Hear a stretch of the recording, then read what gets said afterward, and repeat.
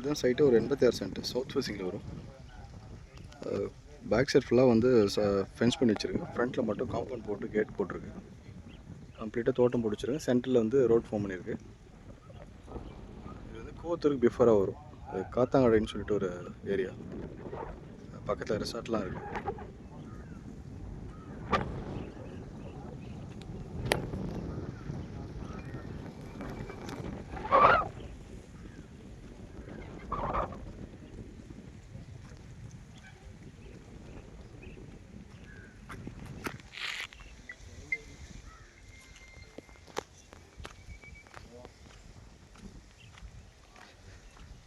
ஒரு மேக்ஸிமம் ஒரு 100 feeds frontage வரும்.